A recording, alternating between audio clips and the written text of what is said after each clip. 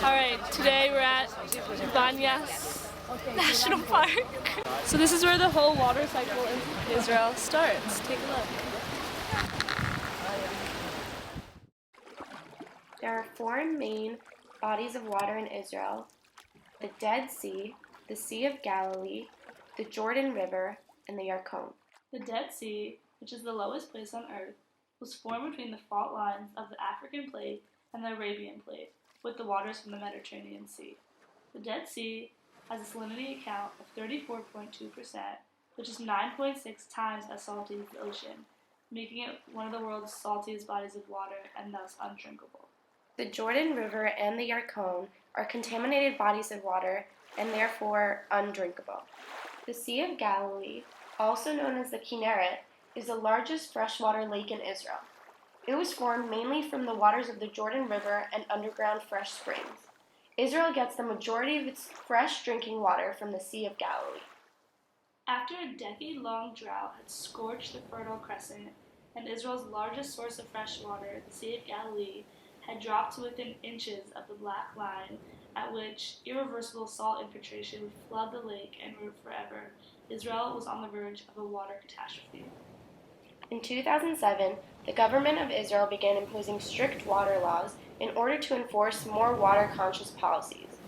Low-flow toilets and showerheads were installed nationwide as an effort to conserve the nation's water.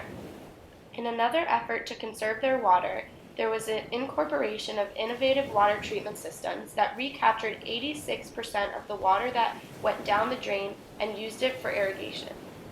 However, even with these measures taken, Israel still needed about 1.9 billion cubic meters of fresh water per year, and was only getting just 1.4 billion cubic meters from natural sources. This shortfall of water was why the Sea of Galilee was draining so quickly and Israel was about to lose its one main water source. At the peak of this water crisis came a new and improved technology that revolutionized this crisis: desalination. Simply speaking, desalination is removing salt and other minerals to create fresh, drinkable water. 50% of our water in Israel is desalinated nowadays.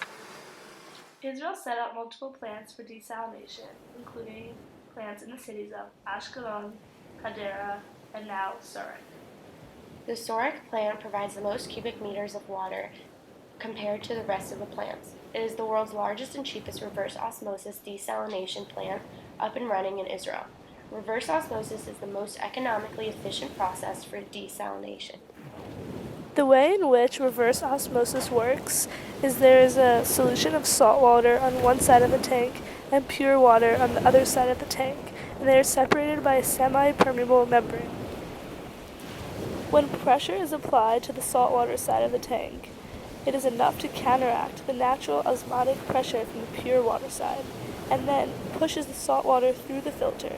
Due to the size of the salt molecules, only the smaller water molecules would make it to the other side, thus adding fresh water to the water side and leaving the salt on the other.